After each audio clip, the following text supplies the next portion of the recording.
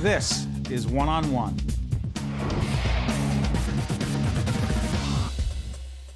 We are thrilled to be joined by Andy Cohen. You know Andy Cohen. How you doing? I'm doing great. Andy Cohen is the author of a terrific book called Most Talkative, which you were in fact named in high school. I was. Never stopped talking. Never stopped Before and talking. after, yeah. Stories from the front lines of pop culture. I'll tell you, you said, I was just talking to you about this before we got on the air. By the way, for those of you who don't know Andy, you have that little gig over at Bravo. What's that? I do, yeah. I'm the host of Watch What Happens Live. Yes. It's only live show and late night, every night at 11, Sunday through Thursday. And then I work behind the scenes too. I'm in charge of development and talent over at Bravo. Why don't you make it more clear as to what particular programs you may have brought to the air? My team, well, you know, Top Chef. Yes. And the Housewives series. That little brand? That little brand, yep. Work with a great group of people, and we've had a good run. Yeah. Yeah. We were talking before we got on the air. I saw you on Stern. Yes. Howard Stern. Yes. On demand, which is great. You can just get it and watch the interview. And I thought it was really terrific. One of the things that struck me is your story is fascinating. You were a producer at CBS. You were Yes. an intern before that. Many internships, and then worked at CBS News for 10 years, behind the scenes, at the morning show, at 48 Hours, back at the morning show, majored in broadcast journalism, used to want to be, you know, Matt Lauer. I mean, Matt Lauer at that time Who doesn't? didn't exist. Who doesn't, exactly. I put every embarrassing photo that I could find Why? in the book. I think it's funny. Look, I think it's funny to laugh. Sometimes people like laughing at others, so I don't mind if the other is me. If people, you know, I like to make people laugh. I like to make people smile. It's good to be I'm the butt of most of my jokes in the book. And I think that there's, you know, I write a lot about a lot of my failures in the book. And I think that's important because A, you learn from your failures. You're supposed to. And B, it's, you know, what are you going to do? Bloviate about your success or, you know, talk about how you've stumbled? It's interesting to see how people have stumbled, I think. Yeah, one of the keys to your success, at least from my perspective, and my wife and I are big fans of your work and the Housewives series. I mean, it's fun. I mean, I will admit it. It is a guilty pleasure. When you born and raised, feel guilty about. Well, born and raised in Jersey, I would just say that Jersey is a guilty pleasure. Yes. There are times I'm like, I recognize a little too much of that. Yes. Yes. Where did the idea come from for the Housewives brand? It came from a confluence of there wasn't one day where it was like, oh my God, we're going to do this show and this is what it's going to be. It came from a confluence of events that started with a man called Scott Dunlop bringing us some tape that he had shot of some neighbors of his in his gated community in Coto de Caza in Orange County.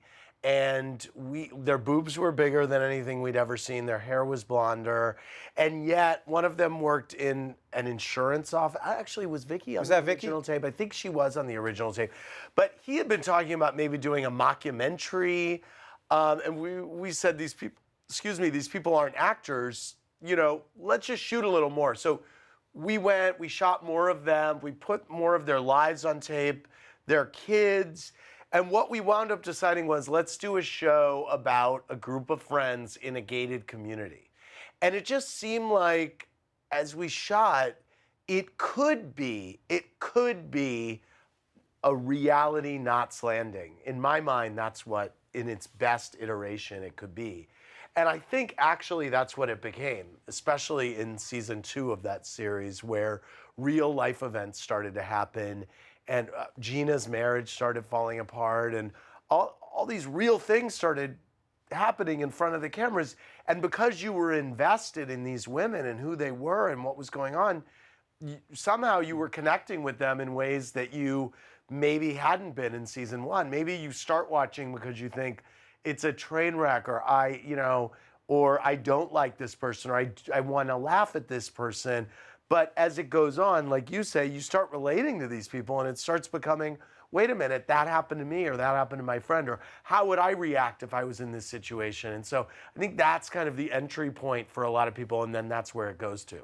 Andy, when did you and your colleagues know at Bravo that you had something in this business that doesn't happen too often. You had a corny cliche, lightning in a bottle. I think for me, it was season 2 when we were in the field shooting.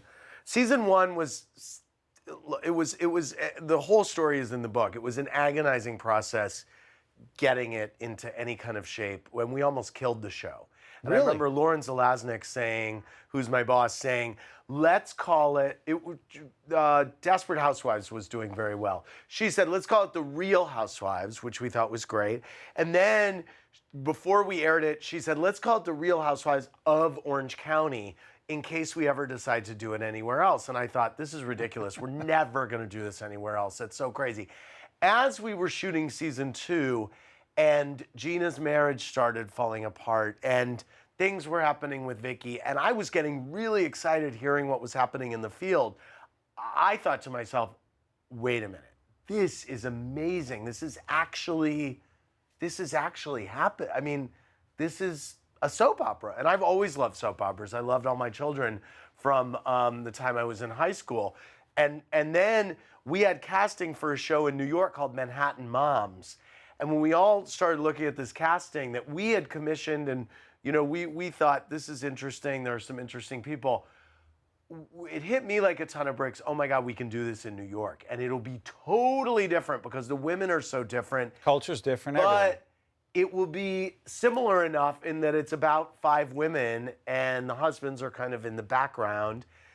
And that's when I realized, oh my God, I couldn't wait to do it in New York. New York to me was like amazing. But here's the funny thing about that.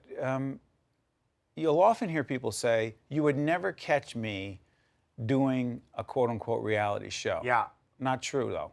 Meaning when you're Not true cast anymore. for it. Oh, absolutely. And not true. I think with Beverly Hills, and the story of casting Beverly Hills is in there because what happened is it was a little quiet as we were casting it. And I don't know who the woman is that came in, but Sumner Redstone's girlfriend at the time, I think, came in for it. And some other high profile women. Once that happened, there was a line of Bentleys in front of our production company in LA and furs, and the waiting room was like, oh my God, all these people were trying out for this show. And it was like, hold on, this is interesting. And then again, in New York, I think, you know, if you look at Carol Radziwill, who's in the new season of The New York Housewives, award-winning journalist with ABC News Sure. for years, wrote a great book, and, you know, it's interesting that she joined the cast. And when you have someone like Bethany, Yeah. who, as we do this program in the summer of 2012, is just kicking off, you know, Yep. an interesting new career as Talk show daily host. talk show host. To what degree do you believe those who want to be a part of the franchise say, hey, wait a minute. Not only is we're talking about somebody moving product, like Right. the Skinny Girl thing that Yes. she did, right? I could have my own show. To what degree do you get concerned about people who are really just quote unquote acting out and not being themselves We and just typically don't cast those people. You can tell? Yeah, you can't tell. I mean, they need to have something going on. The thing, you know, in their real lives? in their real lives. And I think that, you know, what happened with New York is a lot of what was going on was just as we shook up the cast of New York last season at the end. And it Three? was Went? four. Oh, four And it was went. partly because a lot of what everybody had going on was as a result of the show, and it wasn't stuff that necessarily predated the show, and it just seemed so, it was like going inside and going inside. And so that's why we brought in 3 new women who have totally different things happening. I think with Bethany, the thing we liked about her, I was worried about casting her because she had already been on a reality show. She was Martha a Stewart finalist thing? on the Martha Stewart Apprentice. But the reason we ultimately overlooked that is she wanted to be a businesswoman. She had a real business. And she wasn't shilly in a nasty, gross way on the show. She was just doing her thing and trying to make something happen. Viewers do not respond well to people kind of overtly shilling. I will. Speaking of Our viewers don't. by the way, Schilling, you mind if I talk about your book again? Please do. Most Talkative, Stories from the Front Lines of Pop Culture, Andy Cohen. Andy, we'll go back and talk about your childhood just a little bit, but I have to ask you about the Jersey Housewives. The Jersey Housewives reunion Yes. that most people saw. In the book, Yeah. you talk about like physical stuff going on to the point where you were being thrown around. I think you said like a rag doll. Yes, was it by Teresa? It was by Teresa. I can't even believe on PBS I'm talking about this. I can't either. I was thinking. I was pushed. Yes. That's his. Look, you said violence. I wouldn't necessarily call is it there that. part of you say the real part of this discussion is there a party that says, hey, enough of this? Enough of this, meaning, listen, we got a great brand, there are a lot of people watching, but here are the parameters. Yes, absolutely. I mean, look, I think getting pushed is over the line. And it's the only, look, I've done probably 60 hours of these reunion shows, and that's I was pushed. All right. It's not exactly, it's a lot of verbal sparring, and women in different cities have different ways of communicating. The Beverly Hills women are very, they spar, but they keep their voices very low. It's very calm. The Atlanta women are a little more louder, but again, they stay in their seats. It's all right. Talk about your nighttime show. Yes. Watch What Happens Live. I love it. It's live? Oh, yeah. It's the only live show in late night.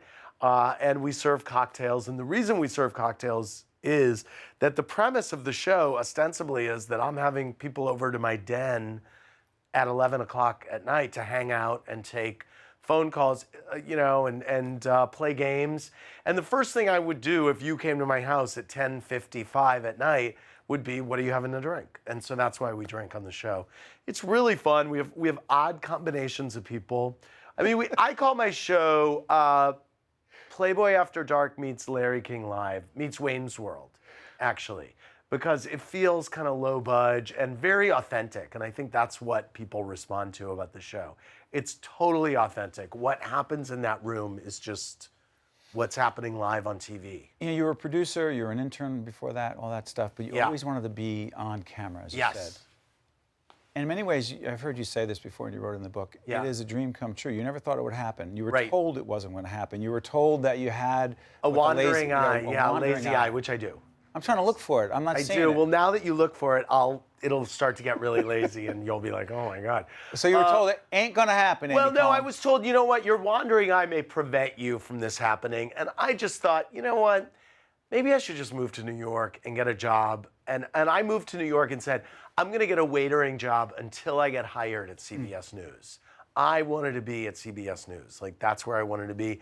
And as luck would have it, I never wound up having to get a waitering job. I got hired like a week after being in New York, which was really incredible. And I never left. I've worked for 23 years since. Not bad. Yeah, it's good. It's really good. I got to do this. 2 minutes left. I should have left more time for this. Yeah. Your story about growing up is pretty powerful. You're growing up in St. Louis because you're a Cardinals fan. I know. Yes, big Cardinals fan. That's. Look at this. That's ridiculous. Yankee fans. Got a picture of Andy and Curlers. Two great. Oh yeah, me and Curlers. There you go. My neighbors did that to me. The bottom line, and believe it or not, I was in the closet at the time. But yeah, you were in the closet. I was. Yeah, it's true. Yeah. When did you?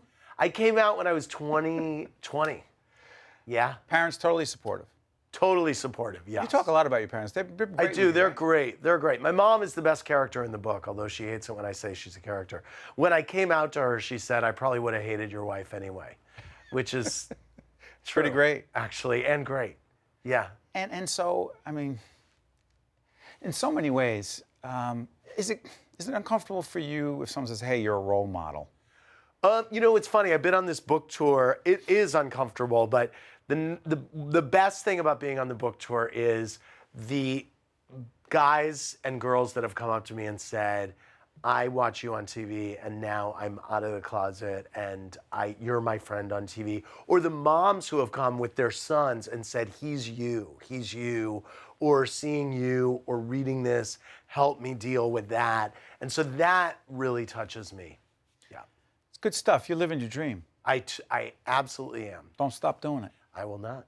The book is Most Talkative. Stories from the front lines of pop culture. Andy Cohen. You can check him out every night on Bravo. Time? Yep, at 11, live at 11. So he's doing good stuff behind the scene as well as on camera. Thank you. It's a good gig. Thanks. And it's real life, reality TV that's real. And so is it right here, too, one-on-one, here from the Tisch WNET studios at Lincoln Center. Meet good people. Be right back right after this. This special edition of One-on-One with Steve Adubato is brought to you from the Tisch WNET Studios at Lincoln Center.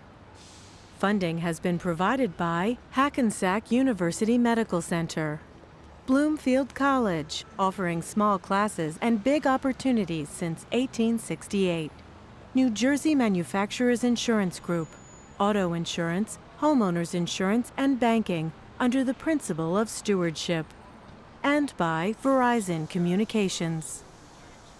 Promotional support provided by The Record, North Jersey's trusted source, and NorthJersey.com. Transportation provided by Airbrook Limousine, serving the metropolitan New York, New Jersey area. One-on-One with Steve Adubato has been produced in partnership with St. Joseph's Healthcare System.